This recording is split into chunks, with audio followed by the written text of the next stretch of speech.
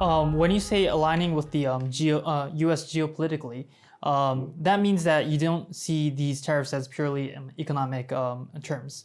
Can you elaborate on the linkage between geopolitics and economics that may be behind these tariffs?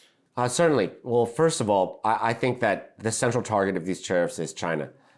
It's not only the fact that on Trump's reciprocal tariffs chart, so-called reciprocal tariffs chart, China had the biggest surplus, and so therefore it was first on the list. But I suspect that some of the tariff rates imposed on other nations as well are indirectly designed to impact China.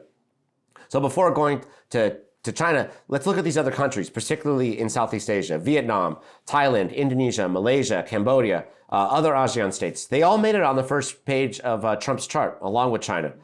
And there's no way of putting it, but Southeast Asia appears to have been directly targeted, almost mercilessly. Japan, Korea, Taiwan, they also got hit disproportionately hard. So one could say Trump is targeting all of Asia, but I found the tariffs on Southeast Asia to be quite extreme compared to the other ones. So there may be some reason for this from Trump's perspective, as well as the way he sees geopolitics at this moment. When you look at the post-war history, post-war economic history of East Asia, say Japan, Korea, and Taiwan in particular, they all had economic miracles and worked their way up the value chain, eventually outcompeting the US in many advanced manufacturing and technological sectors. And then after that, following that path, China absolutely transformed the global trading system. I wonder, is it possible that Trump sees Southeast Asia as the next Asian competitor to the US and wants to preemptively lock it out of US markets, the same markets that powered Japan, Korea, Taiwan, and China, to move up into the value chain? I can't know for sure, but it's possible. Now consider that Trump sees the EU, who is ostensibly aligned with the US, most of them are NATO allies. He sees them as an economic enemy, second only to China. So although in geopolitical terms, many experts would say that the US should be engaging Southeast Asia to make sure that it doesn't fall within China's sphere of influence, Trump may see the ASEAN bloc as a future rival like the EU. At present, in my opinion, it makes much more sense to keep U.S. tariffs low on Southeast Asia. That's just my view. I think that it makes more sense to do that, to build them up as a bulwark that can resist Chinese influence. So Chinese investment in Southeast Asia has unquestionably transformed the supply chains. And if the U.S. wants to change this reality, I think development finance is a better tool than tariffs. So ASEAN nations generally have trade deficits with China and then trade surpluses with the U.S., which just shows the directionality of trade flows, and with it indicates geopolitical influence. So it's unclear whether Trump's tariffs can reverse this direction of geopolitical influence to build U.S. influence and lead to negotiations with Southeast Asian trading partners, especially Vietnam and Indonesia. I don't know if he can fundamentally alter this economic reality, but such thinking may be behind these relatively extreme tariff levels on the region. Still, I'm kind of doubtful of the strategy because Chinese economic influence in Southeast Asia is so deep, in part because of the Belt and Road Initiative that over the past decade has basically integrated the region into the Chinese economy. Now consider, as for reference, let's consider Trump's first term tariffs.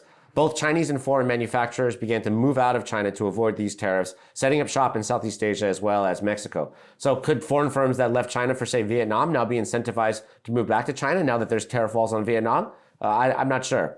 But as for the Chinese firms, let's take a look at the tariff rates on 4 of the main Southeast Asian countries that have become transshipment hubs for Chinese goods being exported to the U.S. Cambodia, 49%, Laos, 48%, Myanmar, 45%, Vietnam, 46%. I think these rates are at least partially intended to punish them for continuing to be transshipment hubs and to deter other countries from going down that road. So consider the fact that the tariffs were calculated by using each country's surplus with the US, right? So mathematically speaking, if the transshipment of Chinese goods was halted, the surplus would shrink, resulting in a lower tariff rate. So maybe the message, to me at least, it appears that if a country participates in transshipment, the US will tariff their domestic exporters as well.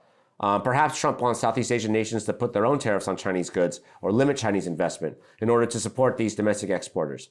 I can't be sure, but Trump may be willing to reduce these tariffs if transshipment were reduced or halted, as this would alter their trade surplus with the U.S. and change that calculation. Personally, I think the U.S. should quickly cut deals with all these Asian partners in a way that limits transshipment in exchange for bringing tariffs down to 10%, because I think that the tariff level was just beyond any reason, at least in that region. So it's hard to say what will happen. On the one hand, these tariffs will almost certainly impact Chinese foreign domestic direct investment. in Southeast Asia and severely limit the value that China can extract from the regional value chains it spent the past decade building up at great cost under the Belt and Road Initiative. But on the other hand, this could also backfire on Trump, increasing ASEAN dependence on China. Now, even if China's not a good market for their exports, if these exports can be rerouted to other places around the world, the region could integrate deeper into China and avoid the U.S. market. So in this scenario, the regional demand for Chinese investment would likely increase, with the U.S. losing any economic leverage it once had. Now, what about Latin America, another region where the U.S. and China are engaged in geopolitical and economic competition? In contrast to Southeast Asia, Latin America, in contrast, got off relatively easy. Nearly all the nations in the Western Hemisphere only received a 10% universal tariff, and China and Mexico were omitted altogether. The only nations that were omitted, besides Canada and Mexico, were those that have already been sanctioned by the U.S. and thus have no trade flows, including Russia, North Korea, Belarus, Cuba. Canada and Mexico, of course, they're still under those International Emergency Economic Powers Act tariffs of 25% for non-USMCA goods and 10% on energy. So they're still under those tariffs, but not under new tariffs. If Canada and Mexico can reach a deal with the U.S. on the fentanyl and the border emergency, these non-USMCA tariffs will be reduced to 12%, and USMCA goods would still be given preferential on-tariff treatment. I think that despite the fact Canada and Mexico were the first targets of Trump's second-term tariffs, it's almost certain that USMCA will emerge from this latest round of worldwide tariffs as a more significant trade arrangement, specifically turning North America into the center of what the U.S. is trying to build with the global economy, and rerouting supply chains from Asia and Europe to the Western Hemisphere. Now, the major discrepancy between Southeast Asia and Latin America can be explained by the relative trade deficits with the U.S., but I also think this is an obvious attempt to promote nearshoring. So if this is the case, the objective seems to be incentivizing producers who can't afford to manufacture in the U.S. to leave Asia and come to the Western Hemisphere, just pay the 10% tariff. So with the Trump administration's regional focus, such as like the Panama Canal and the Arctic, this indicates that it sees this hemisphere as part of its tacit Monroe Doctrine sphere of influence, where these relatively low tariffs on Latin America could mean a boost to their economies while supporting U.S. interests. In other words, building up supply chains to serve the U.S. market and reinforcing the traditional and original U.S. geopolitical objective. This time, however, I think the warning about potential transshipment of Chinese goods will be explicit. So the Chinese government, they've called for all countries in the world to, quote, stand on the right side of history and make choices in their own interests. So this is the key point. It really comes down to this. Is it in the interest of U.S. trading partners to negotiate with Trump or to retaliate or to lean towards China as the new focal point for a new global trading system? For China, the biggest issue is the fact that it is effectively structurally a mirror image of the United States in that it has massive trade surpluses and it cannot absorb the production of other countries. And much of Chinese imports are inputs that feed manufacturing for, again, to be exported.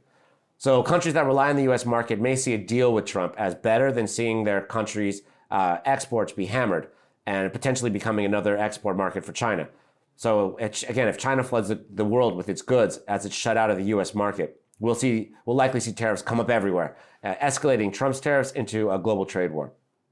In this context, I think the European response will be interesting to see.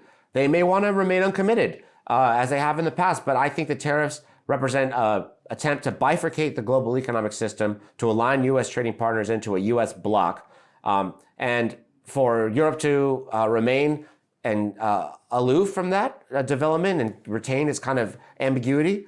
That will require Europe to make geopolitical and financial adjustments like real military capabilities and more international transactions done through the euro.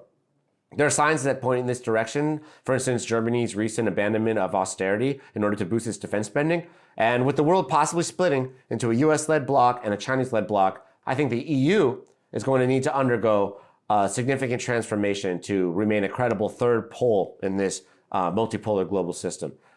Trump probably thinks that eventually Europe will find it impossible to not align with the US, but I'm not so sure. I mean, he's taking a huge gamble, and after the Ukraine and Putin, the negotiations with Putin, this is only going to further strain transatlantic ties, which in a way that in my view is not in the US national interest in the long term. 関税がもしアメリカがですねワークしていると世論が受け取ってしまうと、我々としてはやはりその見栄養のもというか、やはりグローバルな自由貿易良かったなということになりかねないというかですね、